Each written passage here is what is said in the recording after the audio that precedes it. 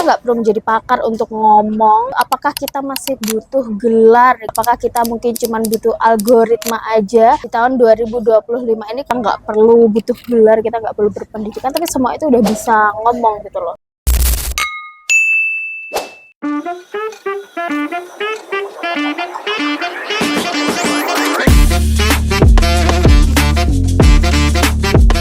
Selamat datang di segmen terbaru kita di Ngopi Branding. Ini tamu perdana spesial di channelnya Dinia Rahmat. Jadi di segmen Ngopi Branding ini kita akan selalu mendatangkan praktisi bisnis yang mungkin dia mau sharing bagaimana proses brandingnya, personal brandingnya, atau bisnis brandingnya, seperti itu.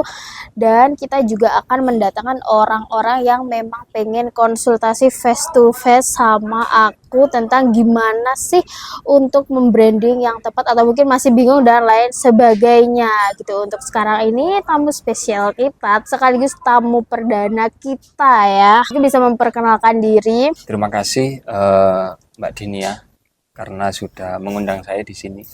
Mungkin teman-teman belum kenal saya ya. Yes. Saya sendiri itu dikenal luas sebagai jurnalis di Malang Raya. Sudah hampir 3 tahun ya menjadi jurnalis, baik sebagai praktisi atau pengajar.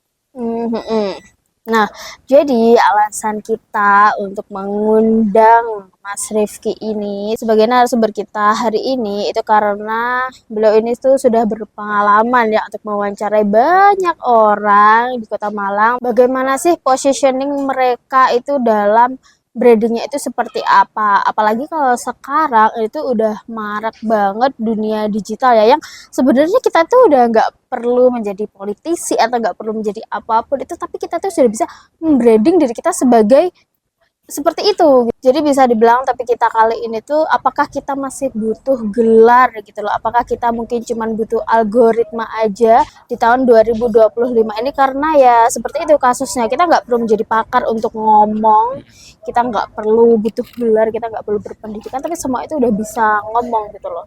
Tapi kalau dari sudut pandang sebagai jurnalis itu tuh kayak gimana, kita tuh sebenarnya juga gak adil ya mungkin bagi para pakar yang mungkin ada di dekat Mas itu. Mungkin mereka kalah nih pamornya sama orang-orang yang udah viral di medsos nih, karena mereka udah memenangkan algoritma itu. Jadi kalau di tahun 2025 ini apakah kita masih membutuhkan gelar atau mungkin istilah kata pakar itu sendiri untuk memenangkan algoritma, atau kita mungkin ya udah cukup ngonten aja memenangkan algoritma FYP, udah kita sudah bisa menyampaikan apapun yang kita inginkan, propaganda apapun, dan itu bisa dimanfaatkan juga gitu loh bagi orang yang berkepentingan. Jadi kalau menurut Mas seperti apa proses personal branding sekarang yang ada tantangan baru lah di situ? Oke. Terima kasih sebelumnya. Ini kita ngobrol santai aja ya, karena temanya ngobrol ngopi branding. Jadi ya emang santai aja sih, konsepnya nggak usah yang kaku-kaku gitu. Jadi kalau menurutku pertama tentu pertanyaan gelar itu penting atau tidak ya. Kalau menurutku tetap menjadi penting itu karena sebuah standar, kemudian juga menjadi label. Kalau istilah barang halal atau haram kan pasti sekurang-kurangnya ada standar. Oh ini makanan halal, haram, seperti itu, atau label apapun. Cuma semakin kesini gelar itu sudah terasa tidak diperlukan pada momen-momen tertentu seperti itu. Kalau titik baliknya kapan? Itu pasca pandemi. Gitu kan. Bagaimana maksudnya? Kita ibaratkan seperti ini. Mungkin sebelum pandemi orang-orang yang aktif di YouTube atau orang yang membuat akun, orang yang mulai dari nol yang bukan siapa-siapa, itu berbicara itu tidak semudah sekarang. Seperti itu. Dia pasti ketika ingin membahas isu tertentu, entah politik, entah ekonomi, entah isu-isu yang strategis, itu pasti ditanyakan siapa memang dia, dari mana asalnya, apa pendidikannya, seperti itu. Itu sebelum pandemi. Kalau saya sebagai jurnalis tentu melihat momen ini itu dari sudut pandang media ya. Bagaimana media-media itu memberi wadah para pakar atau orang yang memiliki konsen pada bidang tertentu dengan keilmuannya. Misalkan dulu orang-orang profesor, orang-orang yang memiliki disiplin ilmu tertentu itu pasti memiliki ruang khusus di media-media, entah itu tulisan, entah itu opini. Jadi ada standarnya. Kalau orang pengen nulis misalkan di koran tertentu, kita sebut saja Jawa Pos, koran yang terkenal ya di Jawa Timur atau Pulau Jawa, itu pasti dilihat dulu dia siapa backgroundnya. Pengen menulis tentang politik, dia pasti punya latar belakang politik. Kalau orang biasa tidak akan sulit menembus meja redaksi. Tidak punya akses. Tidak punya akses dan dulu sebelum pandemi media-media cetak maupun elektronik itu menjadi kurator atau menjadi penyaring yang dalam tanda kutip penjaga gawang. Jadi tidak sembarangan orang berbicara tentang isu-isu tertentu. Tapi semenjak pasca pandemi, orang-orang karena waktu itu terbatas, tidak boleh kemana-mana sehingga akses internet meluas, pembelajaran daring. Kemudian semua orang beranjak membuat YouTube. Saya sering mengamati channel-channel yang besar sekarang yang sudah memiliki jutaan viewers. Itu rata-rata didirikan tahun pandemi, 2020, 2021, sekitar 5-4 tahun yang lalu. Itu menunjukkan bahwa ya semua siapapun latar belakangnya, pendidikannya ataupun gelarnya itu bisa membuat channel atau bersuara. Sehingga sekarang mau nggak mau media itu juga berhadapan dengan influencer-influencer itu. Iya. Jadi menjadi menjadi bias. Kesulitan standar gitu gak sih? Betul. Kita jadi bingung menentukan. Aku ya sebagai audiens juga jadi bingung, misalkan menyaring informasi ini beneran nggak sih dari pakarnya atau mungkin dari orang yang berpengalaman aja, karena mereka juga nggak menyampaikan gitu loh pengalamannya udah berapa gini, bahkan yang beneran pakar pun kalau misalkan dia baru terjun nih di dunia digital, kita sendiri nggak tahu ternyata dia di real life-nya itu udah menjadi pakar selama 10 tahun, puluhan tahun, tapi emang nggak personal branding gitu loh. Jadinya kita nggak tahu.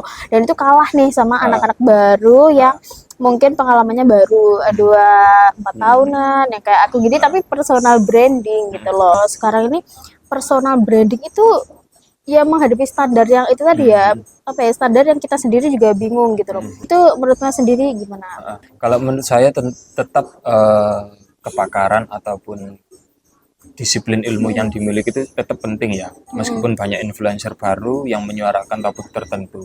Cuma kita kembali ke diri kita masing-masing, sejauh mana kita kritis, sejauh mana kita mudah atau rutin menganalisis kira-kira influencer atau orang-orang yang baru lahir ini itu yang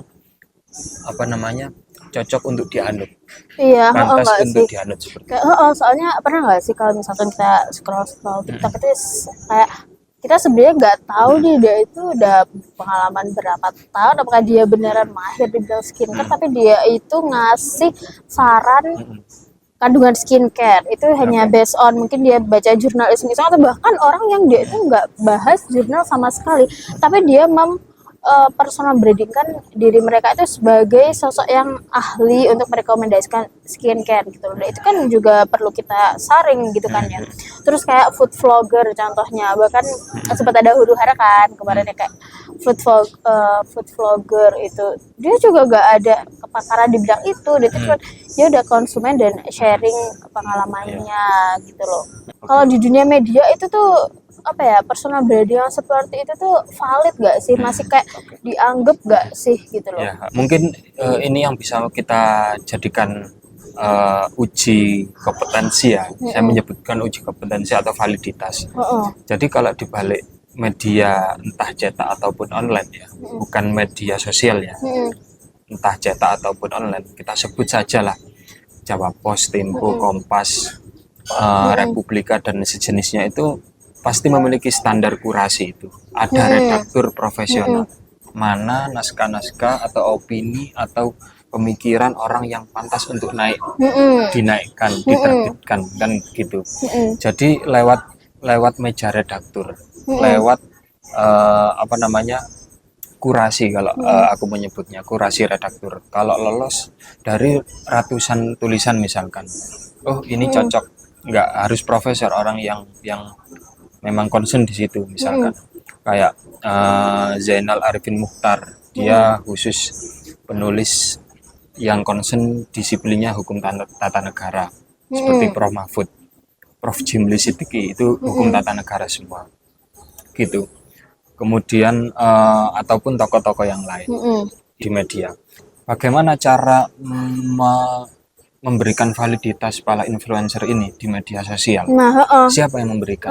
Itu sih pertanyaannya, karena bener-bener nggak kesaring gitu loh. Betul. Kita itu sebenarnya bisa membangun kredibilitas kita hanya dari konten gitu loh, kalau misalkan dari aku. Tapi apakah kita itu pantas, dan tolak ukur pantasnya itu seperti apa? Jadi makanya aku pernah sharing kalau ya udah, kalau misalkan kita merasa belum pantas dianggap pakar, ya kita sharing pengalaman aja, cuman itu di notes gitu loh. Jadinya kita tuh nggak menggurui, lebih ke cerita dan sharing aja bagaimana pengalaman kita selama ini, terus sharing-sharing masalah problematikanya, terus ya sebagai manusia yang berproses menemui banyak hal itu di-sharingkan. Terus kalau Mas bilang tadi kayak di majalah Tempo itu kan misal kayak mereka itu kurasinya itu jelas, cuman masalahnya lagi sekarang itu kan orang sukanya yang gampang-gampang, nggak sih, buka TikTok, scroll, ada info apa itu kita nggak tahu nih apakah dia sudah dikurasi sama media besar apa gimana, apakah dia orang dari sini-sini, ya udah ditelan mentah-mentah gitu aja. Nah itu gimana tuh masalah membangun kredibilitas dari konten gitu. Kalau menurutku sejauh pengamatanku ini ya, kita sebut saja ada beberapa influencer yang lagi booming akhir-akhir ini, seperti Ferry Irwandi, kemudian Raymond Jin. Itu aku kan suka tuh sama mereka tuh. Tapi mereka kayak cerdas banget gak sih? Mereka kan memiliki niche ataupun kepakaran di bidang tertentu.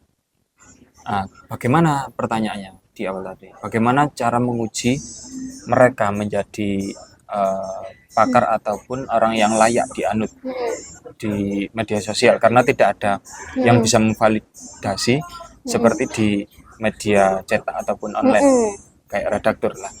Kalau saya penilaian saya itu tentu adalah netizen yang menilai.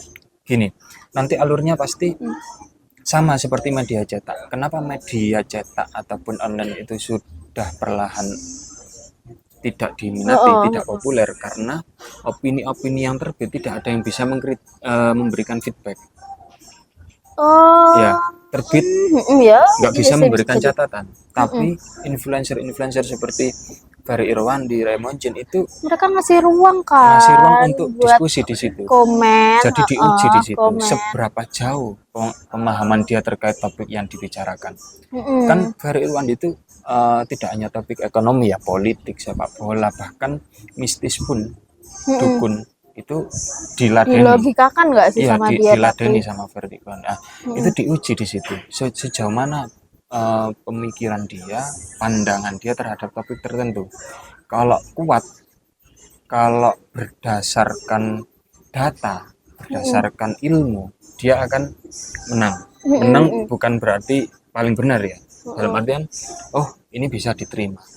Karena mungkin dia punya data-datanya. Aku suka, tapi aku juga suka sih. Menurut aku itu cocok sih. Misal kita membranding nih diri kita sebagai seseorang yang di bidang itu dengan niche itu, tapi dia tuh juga ngasih datanya gitu loh. Jadi kita itu mungkin nggak langsung dianggap pakar ya dengan dia seperti itu, cuman dia itu mengangkat analisis atau hasil riset dari pakar-pakar kan. Orang yang riset dia kan pasti pakar, dan dia itu menganalisis dari situ, dari data, kemudian dia analisis, dihimpun, yang melahirkan opini dia gitu loh, sebagai seseorang yang pengamat di bidang itu.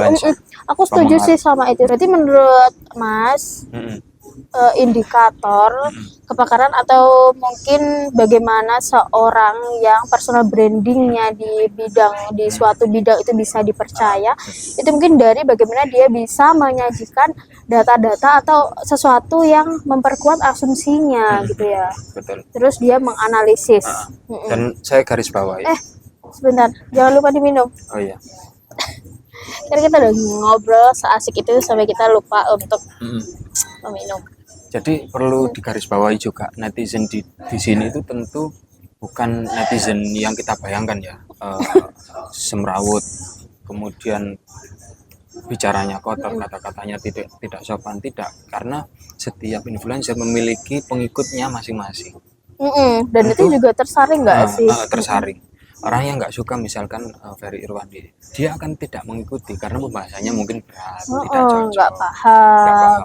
Nah di situ yang tak maksud netizen ini pengikut atau followernya yang setia. Bagaimana misalkan melempar isu tertentu, isu ekonomi lah, Ferry, kemudian di feedback sama pengikutnya, oh bukan gini bang.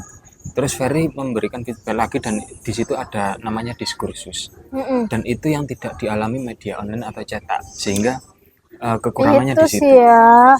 Jadi seperti khutbah, kita membaca opini misalkan, opininya profesor tertentu membahas isu tertentu, kita nggak bisa ngasih feedback. Bisa. Apa namanya kalau lucu banget sih khutbah. Kayak khutbah kita yang membaca aja nggak bisa ngasih komen. Bisa mungkin ketika kita membuat video, tapi ya nggak ada feedback gak sih? Tapi kayak yang Tempo itu kan dia sudah ini juga nggak sih di medsos, misalnya di YouTube betul. Itu kayak seseru itu juga diskusinya. Ya, itu adalah cara media untuk beradaptasi. Jadi tetap hidup ya, media-media yang nggak bisa mengalihwahanakan cara komunikasinya dengan netizen ataupun pembaca ya, dalam hal ini pembaca, dia akan tergerus oleh medsos itu tadi, medsos dan influencer ya. Karena ya kalah sama tadi ya, sekarang itu benar-benar memang berubah. Apa itu namanya, personal branding di medsos itu benar-benar semasif itu, siapa aja bisa ngobrol, tapi bagaimana indikator kepakarannya atau indikator apakah validitasnya itu bisa dipercaya, kredibilitasnya di mana, itu ya tergantung netizen sendiri ya.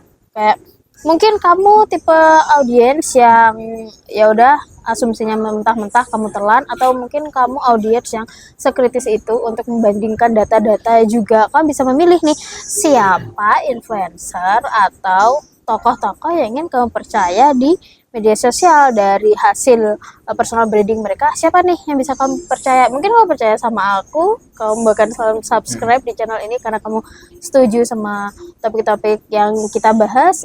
Kita juga gak tahu ya kan, namanya juga personal branding karena memang udah gak ada batasan. Dan ya memang seperti itu memang udah gak bisa dielak lagi gitu ya. Kita sebagai konten kreator yang mau personal branding, kita harus tahu konsekuensinya kalau kita nanti bakalan diikuti, didengar, ya berarti kita harus menyajikan data-data juga gitu. Jangan hanya asumsi yang tanpa dasar, tapi kita sudah bisa menginfluence orang, itu jatuhnya bahaya banget sih ya kan. Kalau misalkan kita sendiri nggak ngasih standar validitas itu di diri kita gitu loh.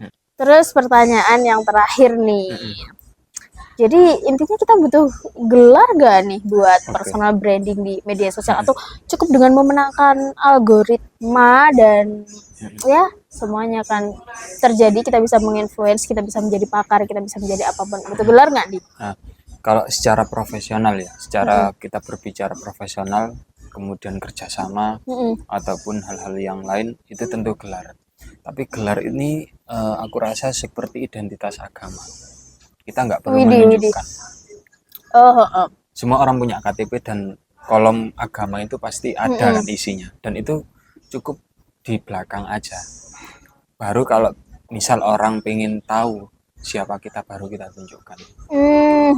Masuk akal sih, karena kadang orang itu malah lebih dengerin dari pengalamannya aja sih, pengalaman kita dan resultnya itu gimana. Soalnya kan misal kita udah dengerin pengalaman kan kita nggak perlu menjalaninya ya kan. Oke, seseru itu topik kita hari ini, dan mungkin kedepannya kita akan mengundang beberapa praktisi juga yang akan menceritakan pengalamannya tentang bagaimana sih proses branding di zaman sekarang, khususnya kalau sekarang kita lagi bahas topik personal branding. Mungkin ke depan kita akan bahas membahas tentang bisnis branding. Kira-kira kita harus mengundang siapa? Atau mungkin kamu yang mau konsultasi tentang branding juga bisa. Kamu tinggal tulis di kolom komentar. Atau mungkin menurut kamu siapa nih yang harus kita undang di segmen ini?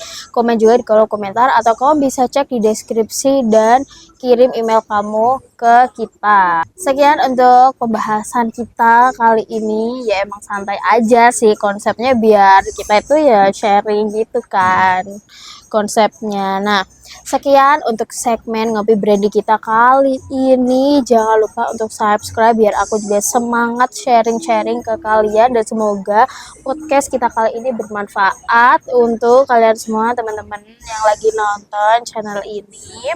See you in the next video. Bye.